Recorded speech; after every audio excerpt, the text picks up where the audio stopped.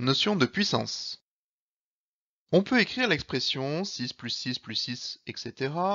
en utilisant la multiplication. En effet, la quantité 6 revient 8 fois, donc on pourrait écrire 8 fois 6. La multiplication est une opération qui a été inventée pour rendre certaines additions plus rapides à calculer, et avec moins d'erreurs, une fois acquise l'étape de multiplication. Qu'en est-il de 6 fois 6 fois 6, etc. De la même façon, on va inventer une nouvelle opération qui se nomme puissance et qui se traduit non pas par un symbole opératoire, mais par une notation sous forme d'exposant. Ici, ce produit s'écrira 6 puissance 8. 6 est appelé la base, tandis que 8 est appelé l'exposant.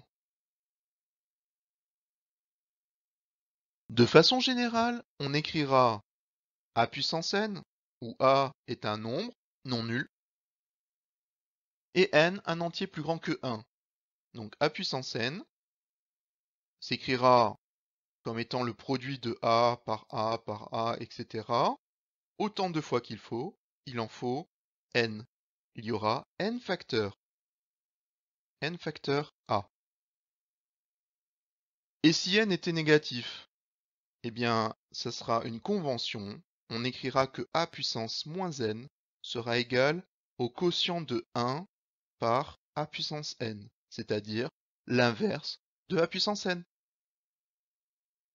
Il y a d'autres conventions ou cas particuliers. Par exemple, 0 puissance n. n est un nombre entier plus grand que 1. On est en train de multiplier 0 par 0 par 0. Et cela donnera toujours 0. Si on choisit à présent n'importe quel nombre, dans le cas général, n'importe quel nombre peut être remplacé par une lettre, par exemple la lettre A.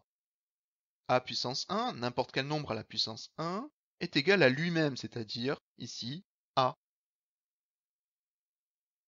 Si on choisit un nombre différent de 0, et que on le place à la puissance 0, eh bien cela donnera toujours 1.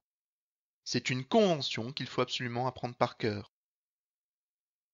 Et si on prend à nouveau un nombre différent de 0, a puissance moins 1 représente l'inverse de a, c'est-à-dire 1 sur a.